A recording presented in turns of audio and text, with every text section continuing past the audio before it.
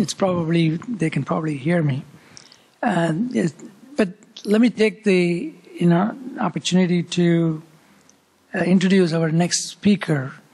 Normally what I would do is after a speaker finishes, at least to point out some of the nuggets of stuff that he has said, but you all heard him, it was very clear.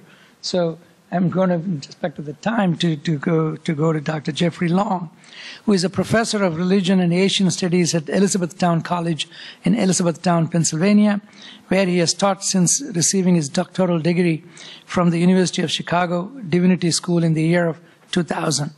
He is the author of A Vision for Hinduism, Beyond Hindu Nationalism, Jainism, and Jainism, an Introduction, and the Historical Dictionary of Hinduism, as well as numerous articles and public presentations.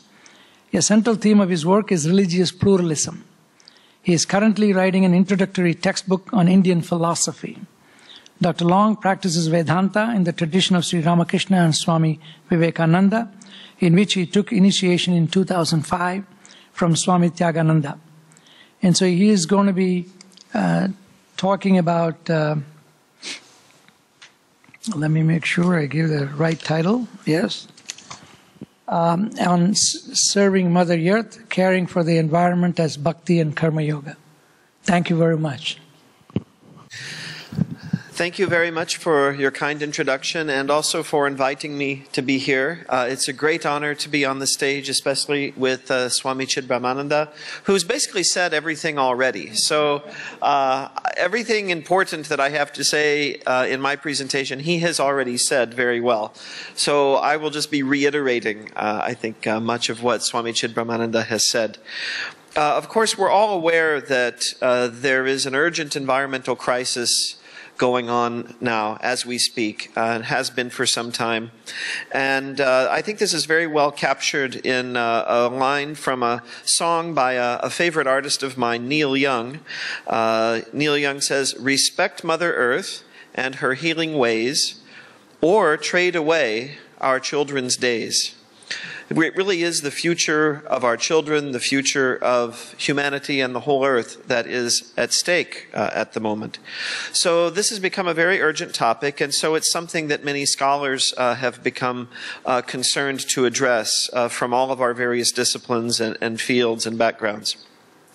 So a topic of increasing interest in the scholarly community has been the potential of religious traditions to serve as sources of ecological wisdom.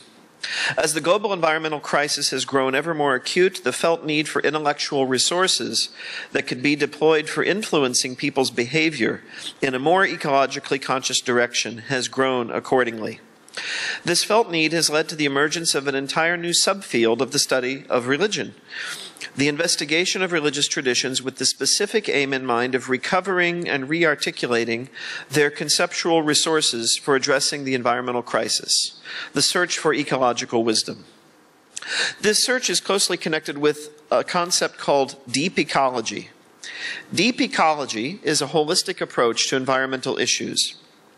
Rather than seeing ecology only as a branch of biology, deep ecology is a philosophical approach that sees human treatment of the environment as embedded in a total worldview.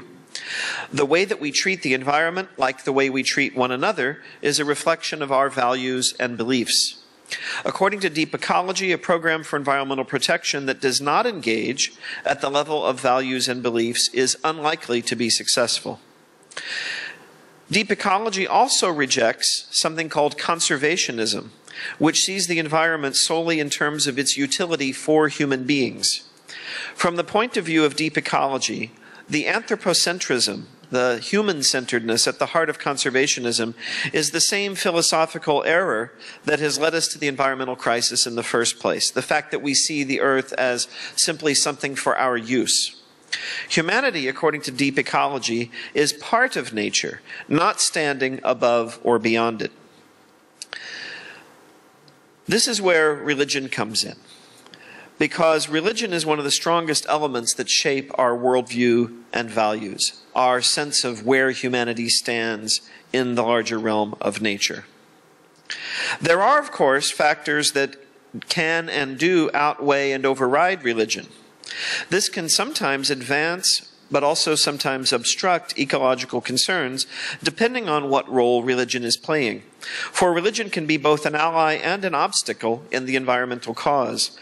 There's been a lot of discussion in this field, for example, of the biblical expression in which it's said that God gives humanity dominion over the earth.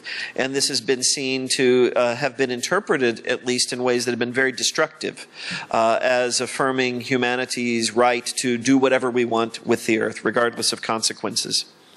On the other hand, there is also deep ecological wisdom in many traditions. From the point of view of deep ecology, the aim is to affirm those aspects of religion that support the cause of environmental protection and refute or reinterpret those which do not. This reminds me of Sri Ramakrishna's expression that the world scriptures are a mixture of sand and sugar. You have to interpret, you have to sift through and take out the sugar and leave the sand. Right? So this is what deep ecology is doing in regard to environmental wisdom. Advocates of this movement do not naively believe that doing this kind of exercise alone is going to solve the ecological problem. But this exercise is pursued on the understanding that our worldview has a profound effect on our behavior. Any effective attempt to change our behavior must therefore engage in a serious way with our worldview. To cite the philosopher David Ray Griffin, the human proclivity to evil in general and to ecological destruction in particular can be greatly exacerbated or greatly mitigated by a world order and its worldview. Modernity exacerbates it about as much as imaginable. We can therefore envision, without being naively utopian, a far better world with a far less dangerous trajectory than the one we now have. It's with the aim of envisioning such a better world that a growing number of scholars of religion have begun the process of exploring the world's religions in search of ecological wisdom that can advance this aim. Turning now specifically to Vedanta, one finds a dynamic that is repeated in many traditions in which a highly relevant ecological ideal has been subverted in practice by the dominance of the modern world order and its accompanying worldview. In the case of Vedanta, the story of this subversion is intimately tied to the colonization and exploitation of a people and their absorption of the dominant worldview of those who colonized and exploited them. India, a land of abundant wealth and natural beauty, was transformed in many parts into a wasteland of poverty and pollution, first by its colonizers and then by their successors, who bought into a paradigm that viewed the earth purely as dead material resource to be exploited relentlessly, rather than as the nurturing mother, the living goddess proclaimed by India's ancient traditions. Mahatma Gandhi, rather like the famous student at Tiananmen Square standing in front of the line of tanks, sought in vain to reverse this process. The forces of modernity and development were too great even for the Mahatma to withstand, and India pursued a course of industrialization which, while leading to many economic benefits and tremendous growth, nevertheless has also contributed to enormous environmental degradation. Just a recent note on this. I don't know how many of you have been in Delhi recently. I was there earlier this year when they experimented with having people whose license plate ends in an odd number drive only on the odd days of the month, and the ones with an even number driving on the even days of the month. Apart from the air pollution, it was wonderful for travel. Places that were an hour away were suddenly a half hour away. It really created a change, and it was a bold experiment. And in fact, I think it would be much harder to get Americans to drive on certain days and not on others. So it's a problem, but there are also serious attempts to try to solve it. The end of the story has not yet been written, and there's still cause for hope. For while industrialization has been in many respects a disaster from an ecological perspective, technological development has also led to a situation in which new, cleaner, and greener industries can be envisioned, and India has been at the forefront of this as well. A keen awareness has arisen among the people of India of environmental issues and a push for sustainability in the area of technology.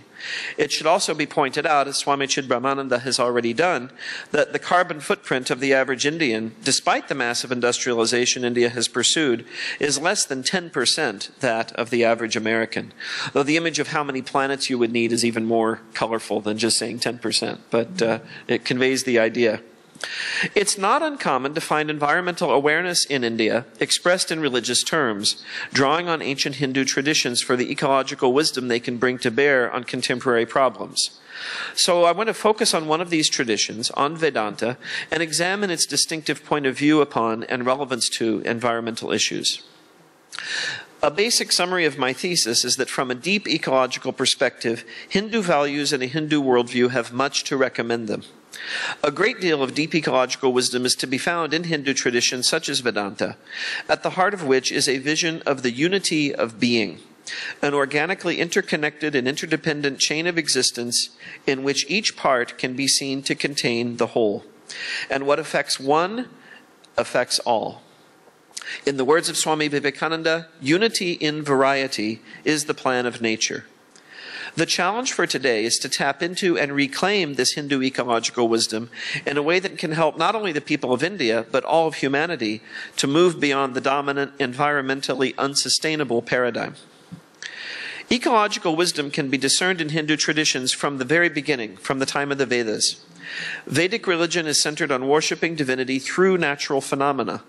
The Vedic deities, or devas, are manifestations of the divine in the form of such phenomena as fire, lightning, the sun, the moon, the wind, the dawn, the ocean, sacred rivers, and the earth itself. Agni, the sacred fire. Indra, lord of the devas, whose weapon is the thunderbolt.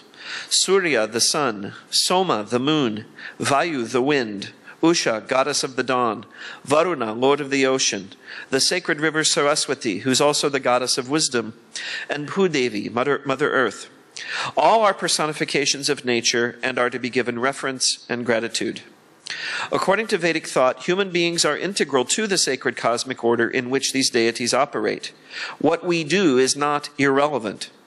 The success of any human venture depends on the proper offerings, tokens of gratitude and respect being made to the devas. This is an expression of the deep ecological insight that humanity does not stand above or outside of nature, but is part of it.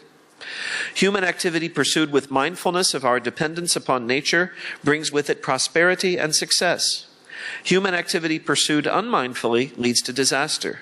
This is the insight of the Vedic sages. According to Vedanta, the sacred power of nature, personified by the many Vedic deities and manifested in all natural phenomena, is an infinite consciousness that is both the basis and original essence of all that is. Vedanta calls this ground of being Brahman.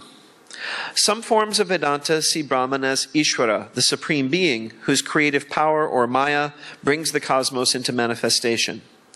Other forms of Vedanta see Brahman in more impersonal terms, as both the material and efficient cause of the natural world, which has manifested the universe out of itself. And still other forms of Vedanta see Brahman as both, the impersonal basis of our existence and the personal supreme God. As the supreme deity, Brahman can be approached in many ways through many forms. These are, of course, the many deities of the Hindu tradition. As Lord Krishna says in the Bhagavad Gita, in whatever way living beings approach me, thus do I receive them. All paths lead to me. All of existence, according to Vedanta, is charged with the divine presence. As Krishna again says in the Gita, there is nothing whatsoever beyond me. All of this world is strung on me like pearls on a thread. The ability to see the divine in all of nature as the basis of all beings is, according to Hindu thought, the insight that brings salvation. Again from the Gita, whoever sees me everywhere and sees everything in me will never be separated from me, nor will I be separated from him. The spiritual aspirant who is aware of the oneness of life is devoted to me, the one who dwells in all beings. Wherever he happens to find himself, he remains within me.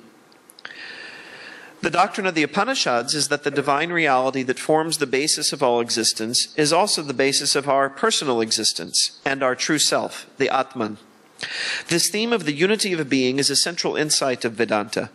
As Pravajaka Vrajaprana, a contemporary teacher of Vedanta, explains, the unity of existence is one of the great themes of Vedanta and an essential pillar of its philosophy. Unity is the song of life. It is the grand theme underlying the rich variations that exist throughout the cosmos.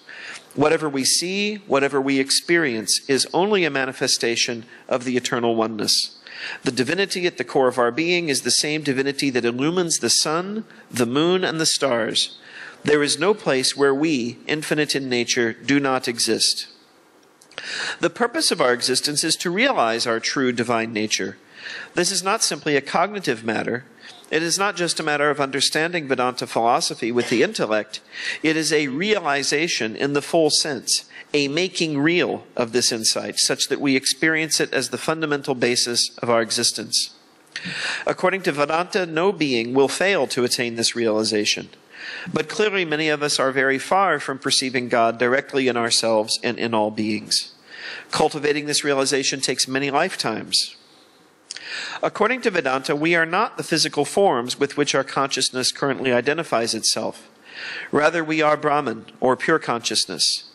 Our brief identification with the physical body over the course of a lifetime is but one stage in a very long process of trial and error, in which over the course of many lifetimes we identify with many bodies and many kinds of life form, and gradually realize our true self.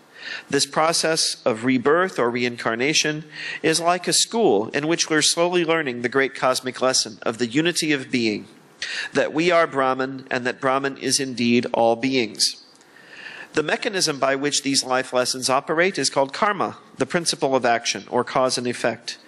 The basic idea behind karma is one that is very much in tune with deep ecology. The idea is that because of the unity of being, because all that exists is essentially one, it follows that whatever we do to another, every action, word, and thought, we in fact do to ourselves. This provides a metaphysical basis for the Golden Rule, the foundational ethical principle found in most of the world's religions, that we should treat others as we wish for ourselves to be treated. The idea of karma, connected with the idea of the unity of being, makes the Golden Rule very concrete. For whatever we do to others, we in fact do to ourselves, for we are all one. In terms of karma, this means we will eventually experience the effects of our every thought, word, and deed, just as though it were done to us. The distinction between the doer of the action and its recipient is ultimately illusory. Thus, we actually feel the effects of our every choice because we are the ultimate recipients of those choices. This again has strong resonances with the insistence of deep ecology that all of life is interdependent and that all actions have consequences, because every part of the ecosystem affects every other part. And we are not ourselves exempt from these effects, being part of the ecosystem ourselves. Now, Swami Vivekananda, as many of you probably already know, systematically presents the paths to realization in terms of the 4 yogas. These are, of course, karma yoga, in which we offer service to God in the form of suffering living beings who are in need of our help; jnana yoga, in which one cultivates wisdom; bhakti yoga, in which one offers devotion to God; and raja yoga, or meditation. Now, a skeptic might ask whether caring for the environment is compatible with a transcendentalist philosophy such as Vedanta, because we're ultimately aiming to transcend nature, to go beyond nature. I would argue, though, that it's possible for a follower of Vedanta to practice care for the environment as a sadhana, or spiritual discipline. And again, Swami Chidbhamananda has already talked about this beautifully. Even the act of recycling we can see as a ritual act, a spiritual act. I would argue in particular that caring for the environment involves dimensions of both bhakti and karma yoga. In ethical terms, most reflection on karma is usually applied to human relations. We should be kind to others, helpful to others, compassionate to others, and so on, since that is what we would desire for ourselves. But according to Hindu thought, the Atman, or soul, is not human. Only human bodies are human, and the body is only the temporary abode of the soul. There's a wonderful quote about this by the Hindu scholar Arvind Sharma. He says, "We're not human beings having a spiritual experience, we're spiritual beings having a human experience." The injunction to treat others as we wish to be treated applies not only to other human beings, but to all beings, and indeed to the earth itself. The idea that one who is human today might be reborn as an animal or a plant is not seen to be far-fetched from the perspective of Hindu traditions. This insight that the soul as a being of pure consciousness can inhabit many types of form, including many species, becomes the basis for a wide array of practices with environmental implications, such as vegetarianism and the regarding of certain animals and plants as sacred.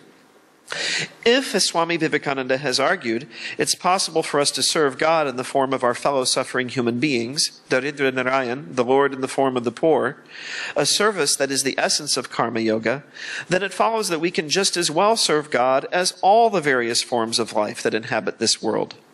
Indeed, the Bhagavad Gita teaches that one must see God not only in all kinds of people, but in animals as well, in dogs and cows and elephants, all forms of life.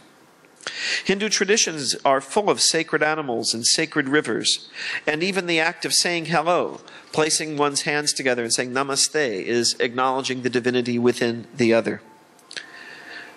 For complex historical reasons, certain animals, rivers, and other natural phenomena have taken on special significance in the Hindu tradition.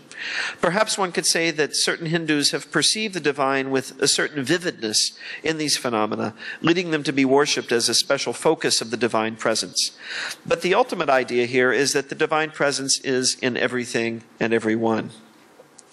Because we can so easily in the Hindu tradition symbolize the divine through animal forms, through plants. I watered my tulsi plants this morning before I came here, a little ritual that I have every day. And as I drove into the parking lot, the first thing I saw was the statue of Hanuman. I thought, perfect, right? We're seeing divinity in plants and animals. This means that bhakti is part of this process as well, that one can serve the earth, serve its living creatures as a form of bhakti yoga, seeing the mother goddess, the goddess earth in all. Because divinity can be seen in all natural phenomena, it follows that serving the earth, caring for the environment, can be a form of bhakti yoga, as one sees the divinity within the earth itself, our divine mother, and one's heart fills with a loving devotion that manifests in the form of compassion for living things, and a willingness to work and to sacrifice for a more sustainable future. Thank you very much. Thank you so much, Dr. Long. It is, again, the combination of both of you in terms of expressing Sri Ramakrishna's and Vivekananda's philosophy with a deep aspect of the Vedanta. It was just wonderful. It was really brings meaning to the topic that we are talking about in terms of the sacred Mother Nature, and has started the conference in a great fashion.